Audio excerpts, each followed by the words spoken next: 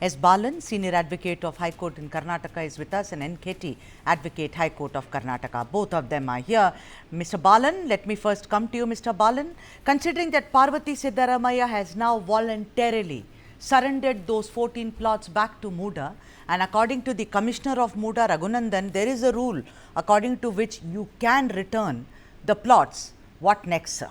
I mean, does the case go away? It does not go away. It's like I steal your pen and return it back, and Mr. Balan says, Sudha, it is okay, let's be friends. It doesn't work like that. So please explain it to the viewers as to what are the legal implications, because yeah. So go on. Governor, a central government representative, accorded sanction. Vis-a-vis, the FIR is registered. Now ED, the another representative of the central government, registered an ECIR, enforcement case information report. At the outset, information case information report cannot be equated with an FIR registered under BNNS as held by the Apex Court in Vijay Mandal versus Union of India 2014. Then Veerbhadra Singh versus Enforcement Directorate, Delhi High Court in the year 2017 held that registration of ECIR is not warranted for... yeah, sir, but this is legally, sir. I just explained, sir. I'd request you... And I'll come to that. See, then comes turning block into white, block money into white money, income or the profit, legalizing the illegal sources. What is that is happening here? I think Mr. Siddaramaiah has a very good legal action even to challenge the ECIR registered by the ED, because there is no material that in any way Siddaramaiah has involved in money laundering. Money laundering means legalizing a illegal source. Where is the source of money? I see political vendetta by the central government to dislodge the state government run by... All right. But you know, yeah, sure. That's what Siddaramaiah has been saying. But I want to ask you, but you can't say that the ED case, the Lokayukta case in the FIR, the Lokayukta, state Lokayukta has made, that now stands null and void because Mrs. Parvathi Siddaramiah has returned the plot. Yes, there's nothing block into void, nothing to confiscate. It is already surrendered. What is there to confiscate? Where is block converting into white? So is it a closed case? Will the case be closed, sir? Will they apologize to a sitting chief minister? It should be. There is no predicate offense. No, but that's what I want to get from you, Mr. Balan. This is major. What you're saying is a major piece of news. Are you saying there can be no... Yes, where is the predicate offense? So no investigation? No investigation will be done on this case, sir? Balan, sir? Where is the... See, when the investigation comes under PEM law, it is only if it is a predicate offense. What is meant by predicate offense? The illegal, ill-gotten money converting at a legal money. Where is the predicate offense? All right, okay. That's your view. Let me also get Mr. Ketty. Mr. Ketty, I thank you so much. Glad to be here. Yeah. We are also very, very privileged to have you, sir. Thank you so much for joining our broadcast. Sir, it's the same question that I fielded to Balan, sir. What happens now? According to him, there is no case. The case will be dismissed, and by both the central agency as well as by the Lokayukta. I mean, this is a very strange turn of events, because I do not know legalese, but there is one thing about moral rectitude, sir. Because when this entire thing happened, Mr. Siddaramaiah, who's now the chief minister, was in power of influence. When you can influence something, according to Snehamai Krishna and according to T.J. Abraham, there is a lot of influence which may have, allegedly, may have been exerted. I'm going to read something to you. He says that Siddaramaiah at that time, 2004 and 5, sir, was serving his second stint as Deputy Chief Minister.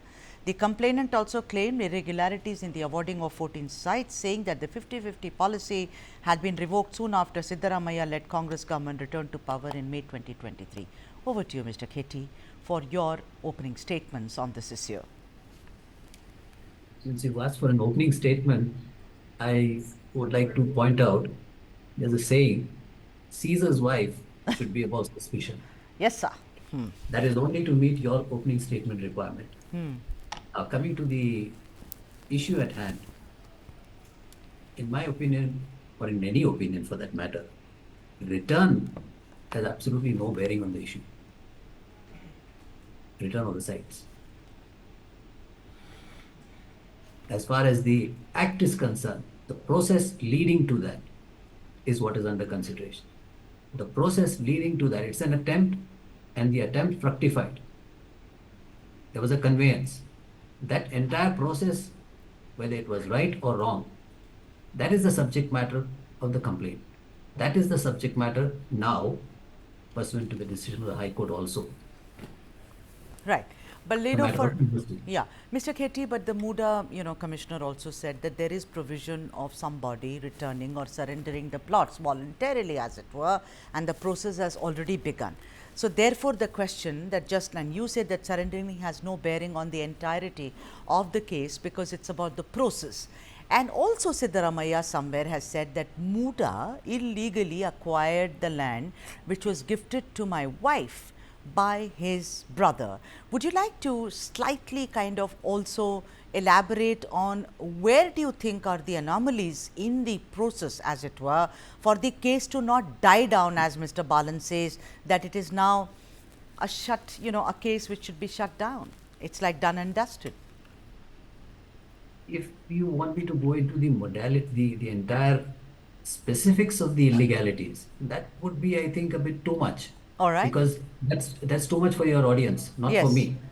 Because way back, the person who is supposed to have sold it, as far as the complaint goes, we see there that those people, two brothers, have already released the property. Having released the property way back, from what I understand, 20 years, somewhere in 80s or something like that, they had released. And then he comes back again in 2004 and sells the property. Now, those are actions which neither can I say something authoritatively and then have the audience believe that. It's not required to do. We are not, none of us are required to say whether a person is Exactly. guilty or not guilty. The first part of it was, as I said, whether something is above suspicion. And when you say it's not above suspicion, that there is something to be done, and that's the reason the High Court has also held that yes, there is something to be looked into. Right. Okay. That's the reason why the governor also gave approval. Yes. 17A. All right. Once these two factors have combined, then there's only a third process. A 3-month investigation has been ordered. Let the investigation run its full course, and we will have the final decision of that investigation process. Limited to that what is the finding, Right. Okay. and then we have the next step after. Okay. Now, that's what he said. Now, Mr. Balan, let me come to you. Mr. Balan, you heard what Mr. Keti spoke about and said it's the process. See, we are not asking about the investigation being carried out by Lokayukta. See, the action open to the Chief Minister is even he can approach under Article 226, 227, read with 482 of CRPC, to question the very registration of the case by the Lokayukta. That's a different matter. But we are handling the case of predicate offence. Where is the predicate offence? What is mean by predicate offence? Whether it is a scheduled offence, where the money is involved.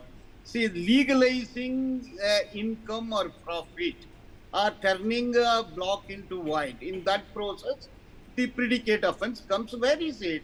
What money is exchanged? There is the predicate offence to be investigated by ED by The process, Mr. Balan, the process, the influencing, the buying of the property. Sir, wait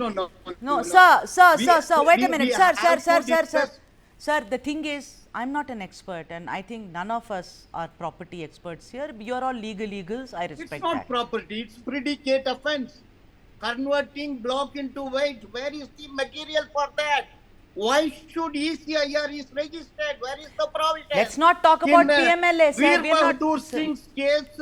Delhi High Court said registration of FIR is not necessary. Sir, Mr. Keti, would you agree? Why should it not be equated with FIR registered in a BNSS?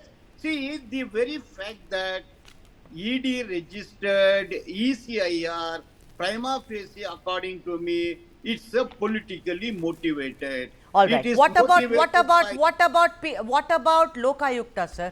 Forget about PMLA. Maybe it's a cage No, parrot. I am coming to that. Lokayukta are in the job because it is referred by the court under 156 subsection 3. 156 subsection 3 comes because High Court refused to quash the sanction. Okay. Because sanction is not quashed. High Court never held that there is a prima facie case. Only for sanction. Prima facie case for the offence registered under 156 subsection 3 and referring to registered FIR and investigation. That doesn't mean that there are prima facie case of corruption. Where is the corruption under section 7, 9, 11 and 13 of the Prevention of Corruption Act? Not even one scrap of material is found. For that, regarding that, High Court never observed that there are material to presume that Siddaramaiah involved in it. Apparently, All right, what is Mr. the Khetty, connectivity? Mr. Khetty, would you agree that, you know, if we keep PMLA out of the ambit, which is by the ED and maybe the central agency, like we've heard a lot of time, which is it's a cage parrot, let's not go in it. But so far as the Lokayukta is concerned, I would like to take a leaf out of your book. What you said is that the investigations will happen in the next 3 months and we'll all have to wait instead of jumping the gun. Mr. Khetty, did I summarize it properly for you? Yes, that's right. PMLA is part of the exercise that this central government has routinely been doing. So when every citizen knows about it, I don't think you need to even enlighten them about it. But as far as the MUDA is concerned, which we are out here to enlighten more about or speak about, as far as MUDA is concerned, this problem, yes, indeed there is a problem here and it is required to be gone into. And the Lokayukta will indeed go into it. And Right. And then once the finding is out, as far as the investigation is concerned, the law will take its course.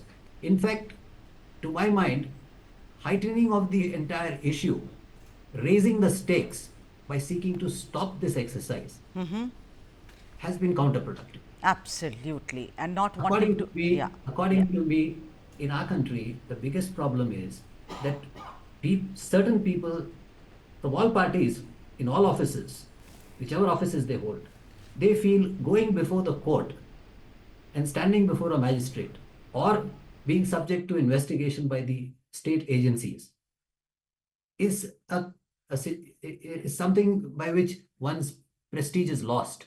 But what is happening actually is by first not going, raising the stakes, and then having to go there, you are actually ending up losing your prestige or your standing or your reputation, where you would have lost nothing in the first by just participating in the exercise. All right.